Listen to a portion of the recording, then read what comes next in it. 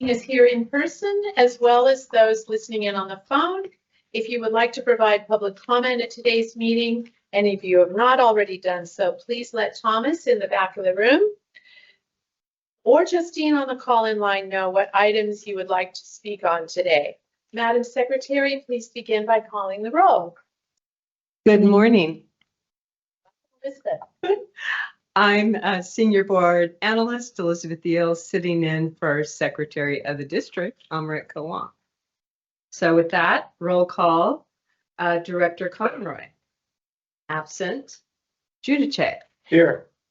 Maston. Here. Carr. And Rabbit. Here. Curio. In the nick of time. Vice Chair Rodoni. Present. Chair Garbarino. Here. And President Cochran. Here. You have a quorum, and you are actually also a committee of the whole. Thank you, Elizabeth. And colleagues, please follow along by referring to the page numbers located on the bottom right-hand corner of your meeting packet. We will begin today with agenda item number 3, which is to approve actions relative to award of contract number 2023 BT 060 Zero Emission Bus On-Call Consulting Services. The staff report begins again on page 3, and Director of Fleet and Facilities Paul McClellan is here to present the report. Paul, please begin. And I know, Holly, do you have something to? Yes, Chair Garbarino, I would like to be excused for this item due to a potential conflict of interest. So I will go in the little room and someone can fetch me when this item's over. Good deal. Good deal. Paul, go right ahead. Okay, good morning, Chair Garbarino and members. As mentioned, my name is Paul McClellan. I'm the Director of Fleet Facilities in the Bus Division. I'm here today to present item number 3 on the Building and Operating Committee agenda. Approve actions related to the award of contract number 2023 BT 060 Zero Emission Bus On-Call Consulting Services to Hatch of Pittsburgh, Pennsylvania, Jacobs of San Francisco, and Stantec of San Francisco. Sorry, I lost my place here. For a 3-year base term with up to 2 additional 1-year terms. For a total aggregate not to exceed amount of $2 million for the 5-year term. And authorize the general manager or designee to issue individual task orders to the 3 firms up to the total aggregate approved amount if the task orders are within the contract scope, within the approved contract amount, and if funding is available within the district's annual budget as detailed in the staff report. With that, I'm happy to answer any questions related to the contract. Thank you for that great presentation, Paul, very much. Are there any questions or comments from directors at this time? Yes, go ahead, Dave. Well, this is exciting that we're moving forward sort of on zero emission bus.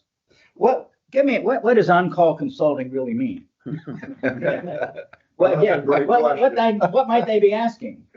So what we're asking is the professional and advice of the consultants.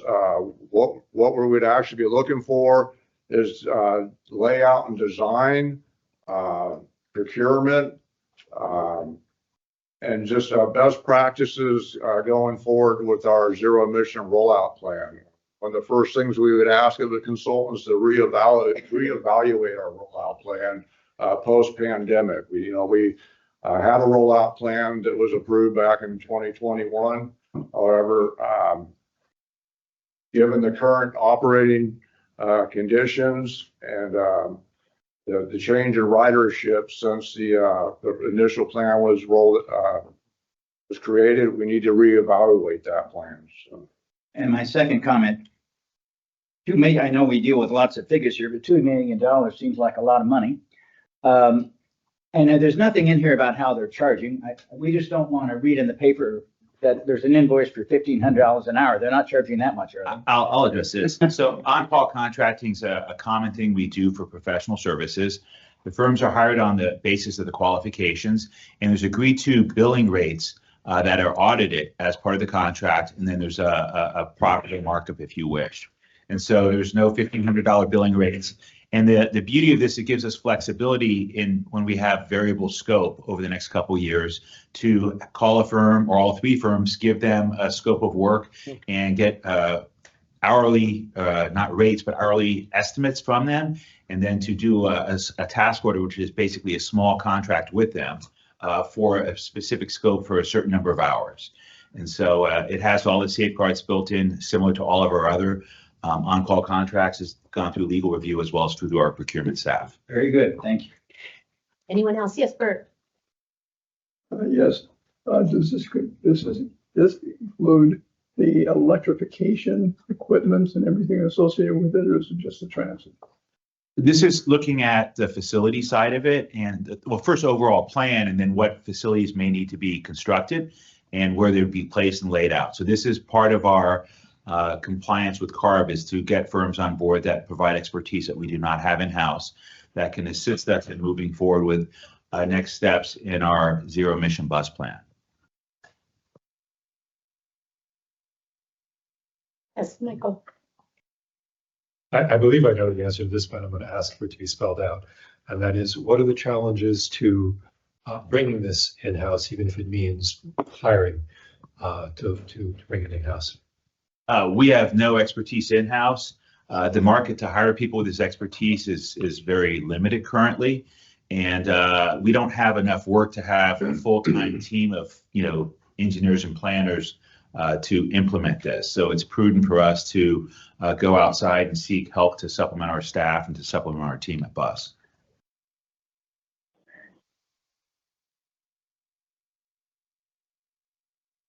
Once again, Paul, that concludes the discussion on this item, number 3. But before we take our vote, is there anyone from the public wishing to speak on this item? We have no speakers on this item. Okay, thank you once again. May I have a motion on agenda item number 3? So moved. Second. Thank you. All in favor, please say aye. Aye. Is there any opposition? Let the record show there is no opposition and the motion passes. We will now continue on to item number 4, but we'll wait just a minute for Kim to get back in the room. Okay.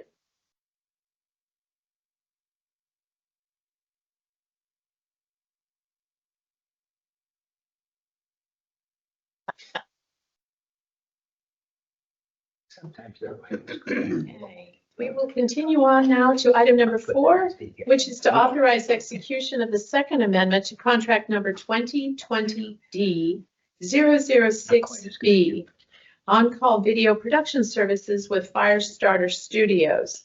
The staff report begins on page 7, and Paolo is here to present the report. Paolo, you may begin. Yes, good morning, Chair Garbarino and directors, members of the committee. The item before you this morning recommends approval of an amendment to a contract for, once again, on-call video production services in the amount of $5,500 for completion of the suicide deterrent documentary film. For a bit of background, and for those of you that were on the board in 2019, you may recall that in November of that year, the board allocated $250,000 from the suicide deterrent project budget to produce an audio-visual record of the history, advocacy, approval, construction, fabrication, and completion of this life-saving project, which included producing a feature-length documentary film for public distribution. Now, with the direction of the board, in November 2019, in July 2020, we awarded a contract to Firestarter Studios, which is an Emmy-nominated, woman-owned documentary film and video production firm out of Southern California. And over the last 4 years, we've been working closely with Firestarter to capture footage, interviews, archival material for inclusion in the film, and we're currently deep in the editing process.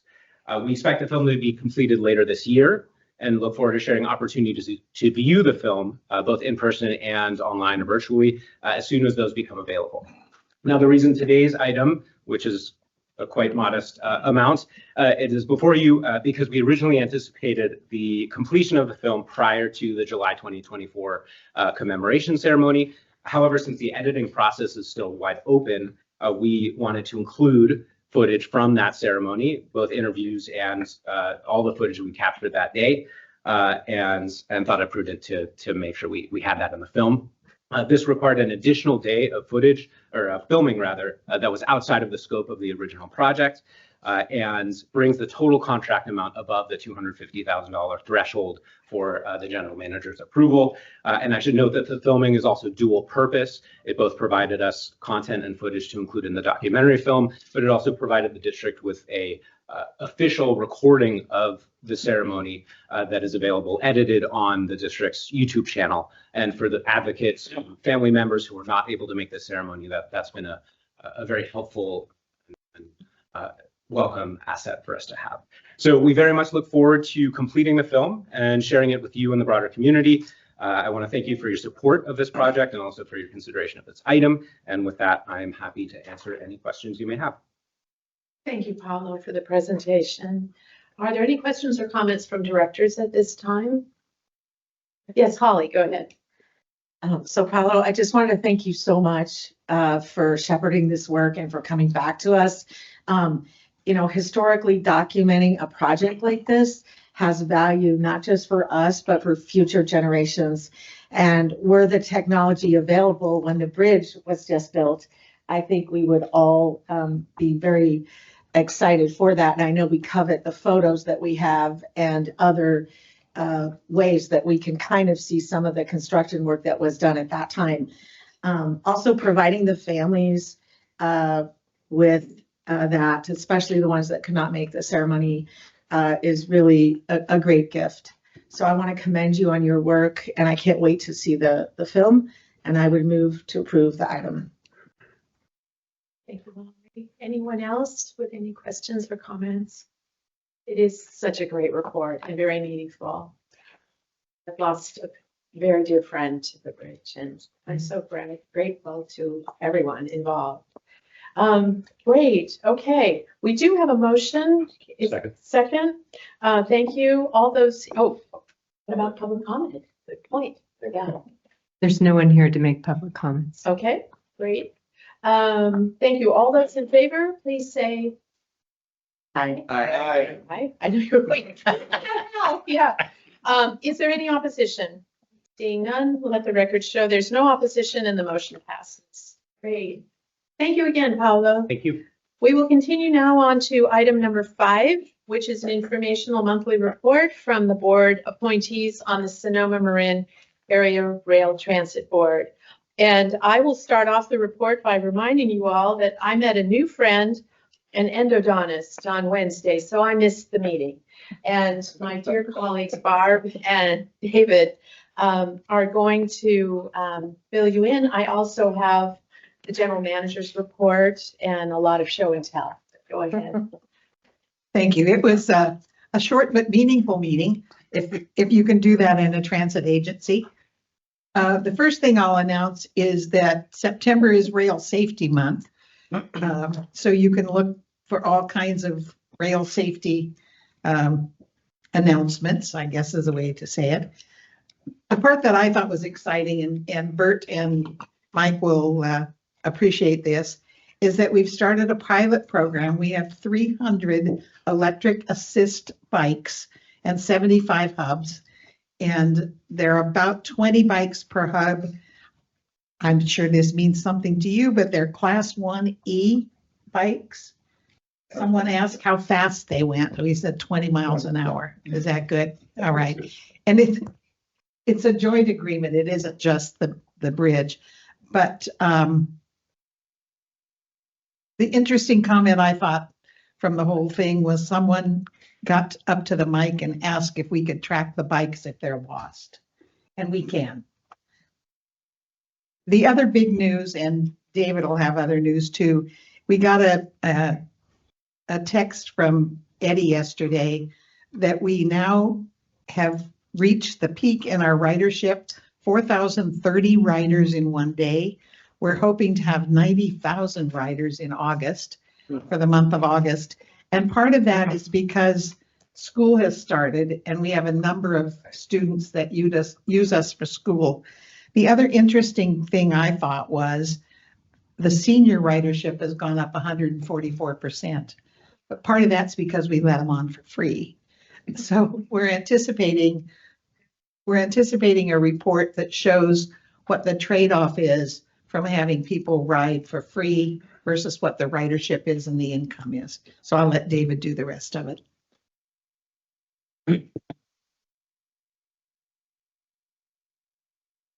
This thing on? No. Can you hear me? Yes. Not working. We need to let David talk more if his mic doesn't work. There we go. Barb, you said it all. I think the interesting thing on the fare box, when your fare box recovery is extremely low, as it would be, I think, with any brand new transit agency. The good thing is that you can build your ridership and get those people coming back. And actually, there's good data to show that even those that are riding for free will tag someone along who's actually going to be paying freight. So that's good. I think I just want to mention that there are school buses that meet the train in Santa Rosa for certain schools. And one morning I told Eddie, our general manager, it looked like a school drop-off zone at the Petaluma train station with parents dropping off kids, running up the ramp going. At that point, I think they were going up probably Cardinal Newman and the schools up north, but it also happens in Santa Rosa with kids coming down south and a lot into Credo in Rohnert Park. So, like many small public transit agencies, you do a lot of school trips, but it's a good service. And as Barb said, the numbers are going through the roof. The shuttle is actually doing well in Marin, more so than it has been in the airport, but they're both continuing. The shuttle in Marin will be expanded. No, excuse me. The shuttle in Sonoma is going to be expanded to serve both the Sutter Hospital and the Luther Burbank Center to try to attract some additional ridership. But that's the shuttle that meets each and every train, can bring you to where you need to go in that first and last mile.